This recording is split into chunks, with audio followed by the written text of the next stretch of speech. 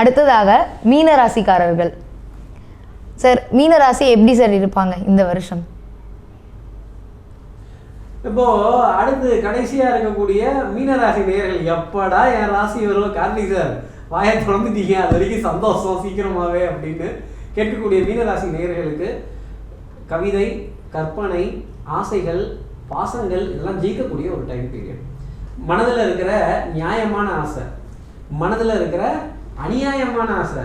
Sir அதனால ஆசைன்றது right, இந்த நியாயமான ஆசை அநியாயமான ஆசை இல்லை, ஓரளவுக்கு டீசெண்டாக நடந்ததுன்னா அது நியாயம். ரொம்ப படுபயங்கரமாக தாறுமாறா இந்த இப்போ மழை பெஞ்சதுல ஒரே தண்ணி எங்கே பார்த்தாலும் இந்த மாதிரிலாம் இருந்ததுன்னா இதெல்லாம் அநியாயமான ஆசைகள். ராகு பகவான் உங்கள் ராசியில் சஞ்சாரம் பண்ணுற வரைக்கும் உங்களுடைய 2 ஆசைகளையுமே நிறைவேற்றி கொடுப்பார்.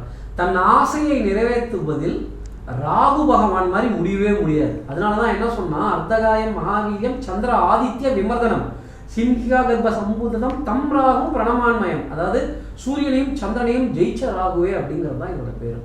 அப்போது சூரியனையும் சந்திரனையும் ஜெயிக்கிற அளவுக்கு ராகுக்கு பலம் இருக்குன்னா எத்தனை சூசகமாக தன் காரியத்தை அவர்கள் சாதிச்சுக்கணும். வெளிநாடு பிரயாணங்கள், கடல் கடந்த வர்த்தகங்கள், சுப நிகழ்வுகள், சுப காரியங்கள், சுப விரயங்கள், வரவுக்கேற்ற செலவுன்னு சொல்றதை விட செலவுக்கேற்ற வரவை அப்படி பேக் எண்டில் அட்ஜஸ்ட் பண்ண வேண்டிய அமைப்பு மீனராசி நேயர்களுக்காக உண்டு. ஆடை அணிகள் ஆபரண சேர்க்கை, பொன்பொருள் சேர்க்கை, இதுக்கெல்லாம் கொஞ்சம் கூட அசந்தவங்களே கிடையாது. அதே மாதிரி பங்காளி பக்கத்து வீட்டுக்கும் சேர்த்து சமைக்கணும், போடு சாப்பாடை அப்படின்னு சொல்லக்கூடிய அமைப்பு மீனராசி நேயர்களுக்காக உண்டு. கேளிக்கை, வாடிக்கை, விருந்து, இதற்கான அழைப்பிதழ்கள் 2024 நிறைய வரப்போகிறது யாருக்குன்னா மீனராசி நேயர்களுக்கு தான். அதே மாதிரி கண்டிப்பாக விமான பிரயாணங்கள், வெளிநாடு பிரயாணங்கள், வெளிநாட்டு ரக கார்களில் பிரயாணம் பண்ண வேண்டிய அமைப்பு மீனராசி நேயர்களுக்காக உண்டு. இதற்கான விரயம் அப்படிங்கிறதும் கொஞ்சம் இருக்கும். ஒரு பாதி செலவு பண்ணுற மாதிரி அமைப்பு மீனராசி நேயர்களுக்காக உண்டு. அதே மாதிரி நான் மட்டும் போகிறேன்னு இல்லாமல் நீயும் வா நீயும் வா நீயும் வா அப்படின்னு ஒரு 10 பேர்த்தையாவது சேர்த்து கூப்பிட்டு உறவுகள், நட்புகள், சிநேகிதிகள், அக்கம் பக்கத்தினரையும் சேர்த்து கூட்டிகிட்டு வாங்க எல்லாரும் சேர்ந்து போவோம் அப்படின்னு ஜோராக பயணம் பண்ண கிளம்ப வேண்டிய தருணம். ஆனால் இதற்கான சாப்பாடு செலவை நீங்கள் தான் பண்ணுவேன்னு அடம்பிடிக்கிறது எனக்கு ரொம்ப நல்லா தெரியும். அதே மாதிரி செலவை பார்த்து அஞ்சாத, விரயங்களை பார்த்து கவலை கொள்ளாத மீனராசி நேயர்களுக்கு 2024 சுபத்துவமான ஆண்டாக இருக்கும். 30 வயதுக்கு உட்பட்ட மாணவர்களுக்கு நிறைய சோதனைகள் அப்படிங்கிறது காத்திருக்கும். ஆராய்ச்சி வெளிக்கல்வி முடிக்க முடியாத நிலை அப்படிங்கிறதும் இருக்கும். அதே மாதிரி திருமண தடைகள் அப்படிங்கிறதும் 30 வயதுக்கு உட்பட்டவர்களுக்கு இருந்துகிட்டே தான் இருக்கும். குடும்ப வாழ்க்கையில் சின்ன சின்ன பிரிவுகள் அப்படிங்கிறதும் வரும். இருக்கிற இடத்துல இருந்து கொஞ்சம் தூரமாக போய் பிரயாணம் பண்ண வேண்டிய தருணம் அப்படிங்கிறதும் இருக்கும். அதே மாதிரி 30 வயதுக்கு மேற்பட்டவர்களுக்கு சாப்பாட்டில் பிஸியாக இருக்க போகிற டைம் பீரியட். அப்போ சாப்பிட வாங்கன்னு அம்மா, மனைவி, குடும்பத்தினர் தான் கூப்பிட்டு தான் இருப்பாங்க. வேலை இருக்குது, இந்த முடிச்சுட்டு வரேன், அப்புறம் கிளைண்டோட அப்பாயின்மெண்ட் ரொம்ப முக்கியம் இல்லையா, வேலை ரொம்ப முக்கியம் இல்லையா, வியாபாரிகள், மேலதிகாரிகள் இவங்கள்ட்டெல்லாம் பதில் சொல்ல வேண்டிய நிலை. Sleeping partners, distribution partners, channel partners, இவங்ககிட்டெல்லாம் சிம்ம சொப்பனமாக விளங்கக்கூடிய அமைப்பு மீனராசி நேயர்களுக்காக உண்டு. ஒரு தலைமை பதவி, ஒரு தலைமை பொறுப்பு அப்படிங்கிறது நிச்சயமாக உண்டு. அது திடீர்னு கிடைக்கும். இந்த முதல்வன் படத்தில் அர்ஜுனுக்கு ஒரு இன்டர்வியூ கிடைக்கும். முதலமைச்சரை இன்டர்வியூ பண்ண போறீங்க, ஒரு நாள் முதல்வராக நீக்கிறேன் அப்படின்னு. நீங்க ஜோக் பண்றீங்க, நான் சீரியஸா தான் சொல்றேன். ஒரு நாள் நீ என் நாற்காலியில உட்கார்ந்து பார். என் நாற்காலி ஒரு முள் படுக்க, என் பதவி ஒரு முள் கிரீடம்னு உனக்கு புரியும். அதுல என்ன பண்ண முடியும், என்ன பண்ண முடியாதுன்னு உனக்கு பளிச்சுன்னு புரியும். அதுக்கப்புறம் முதல்வர் பதவி எவ்வளவு கஷ்டமானதுன்னு நீ என் நாட்டு மக்களுக்கு எடுத்து சொல்லு.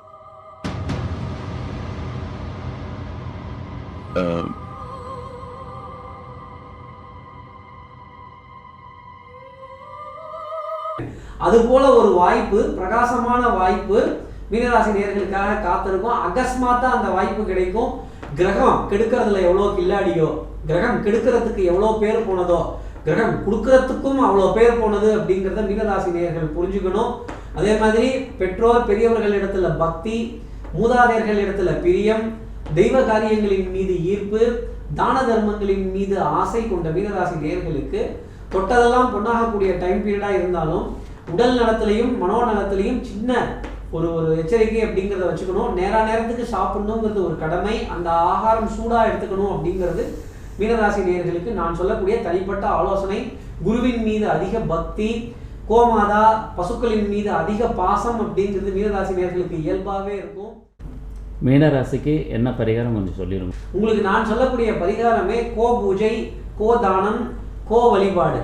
மீனராசி நேயர்களுடைய வாழ்க்கை மேன்மை அடையும். சார் இந்த கோபூஜை வழிபாடு அப்படின்ற மாதிரி ஒன்று சொன்னீங்க இல்லையா? ஸோ நான் கூட மீனராசி தான். ஸோ இது எப்படி பண்ணணும், என்ன மாதிரி பண்ணணும், இல்லை இப்போல்லாம் வந்து திருநாமங்கள்லாம் ரெடி பண்ண மாதிரி எதுவும் ரெடி பண்ணியிருக்கீங்களா? அப்படி கூட அருவாத, அதாவது இவங்களே மீனராசி தானா.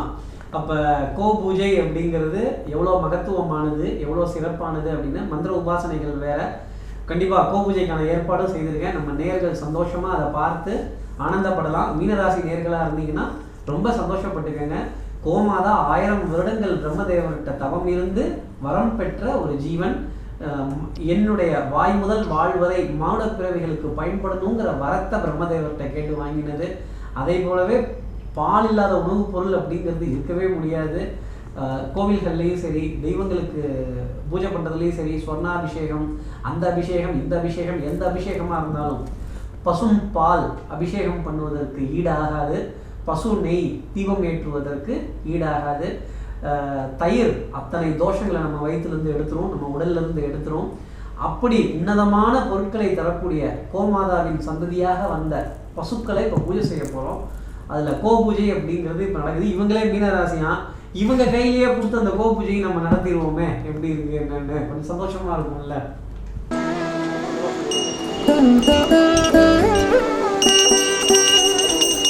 ஓம் தசாந்தம் துவனோகரம் சோமாக்ராபயாமி ஓம் தசாந்தம் துவனோகரம் சோமாக்ராபயாமி அகனிகணாப்தமே சக்கரவர்த்தி பூபாய சர்வபூபாய மங்களம் ஓம் தரிசயாமி அகனிகணாப்தமே சக்கரவர்த்தி பூபாய சர்வபூபாய மங்களம் ஓம் தசாந்தம் துவனோகரம் சோமாக்ராபயாமி அகனிகணாப்தமே சக்கரவர்த்தி பூபாய சர்வபூபாய மங்களம்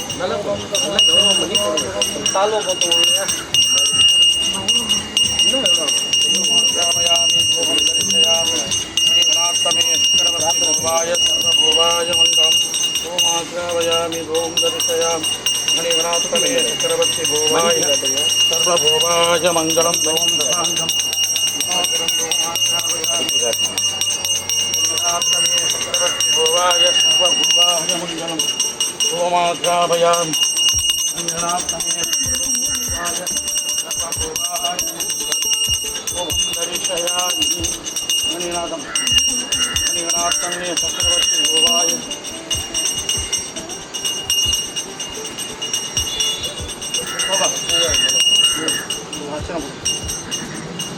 பாப்பாங்க 3 பேரும் மகாலட்சுமியை பிரார்த்தனை பண்ணிக்கோங்க. பசுவோட அடுக்கிறேன் கிடைக்கணும், தெய்வத்தோட ஆசீர்வாதம் கிடைக்கும். பசுகளுக்கு எவ்வளோ சேருமோ அவ்வளோ நம்ம குடும்பம் நல்லா சேமமாக இருக்கும். பசுவை வச்சு பூஜை கொடுக்கும். ஓம் தனலட்சுமியே நமः, ஓம் தானியலட்சுமியே நமः, ஓம் சந்தாலட்சுமியே நமः, ஓம் சௌபாக்கியலட்சுமியே நமः, ஓம் வீரலட்சுமியே நமः, ஓம் வித்யாலட்சுமியே நமः, ஓம் கஜலட்சுமியே நமः, ஓம் சர்வலட்சுமியே நமः, ஓம் விகிருத்தியே நமः, ஓம் விகிருத்தியே நமः, ஓம் வித்யாயே நமः, ஓம் சர்வப்பிரதாயே நமः, ஓம் அனுக்கிரகாயே நமः, ஓம் ஸ்வாகாயே நமः, ஓம் தன்யாயே நமः, ஓம் வத்மன்னி நமः, ஓம் வத்மபுருஷாயே நமः, ஓம் வத்தாச்சினி நமோ நமः, மகாலட்சுமி தேவதா நமோ நமः. ஐஸ்வர்ய ஆசீர்வாதகட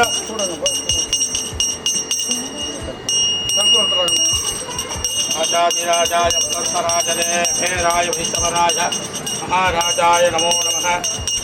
தேவதா கோதேவதா நமோ நமः. சர்வமங்கலமாங்கல்யே சிவே சர்வாதகாதே தரணீகேத்ரிகம்பிகே தோதி நாராயணி நமோஸ்துதே மகாதேவி புஷ்டபத்னீகதீமஹே தன்னோ லக்ஷ்மீ பிரச்சோதயாத் ஆத்யனாய வித்மஹே கன்யகுமாராய தீமஹி தன்னோ துருகே பிரச்சோதயாத் சர்வமங்கலமாங்கல்யே சிவே சர்வாதகாதே தரணீகேத்ரிகம்பிகே தோதி நாராயணி நமோஸ்துதே மகாதேவி புஷ்டபத்னீகதீமஹே தன்னோ லக்ஷ்மீ பிரச்சோதயாத்.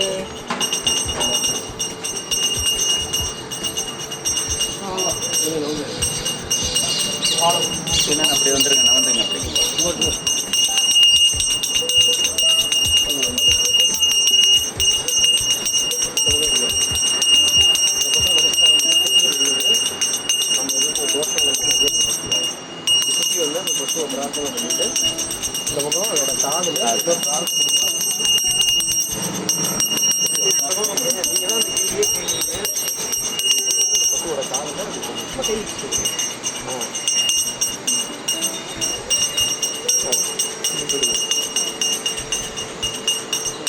நீங்க வந்து சொல்றீங்களா சொல்லுங்க.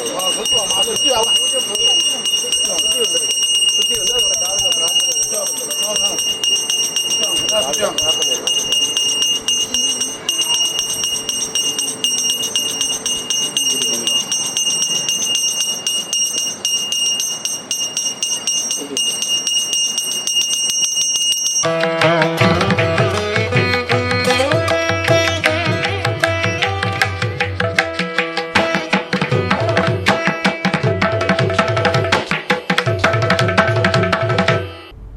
இன்னைக்கு வந்து நெத்தியடி அடிச்ச மாதிரி சார் வந்து பரிகாரங்கள் பூஜைகள் அப்படின்லாம் சொல்லலை, செஞ்சே காட்டிட்டாரு அப்படின்னு தான் சொல்லணும்.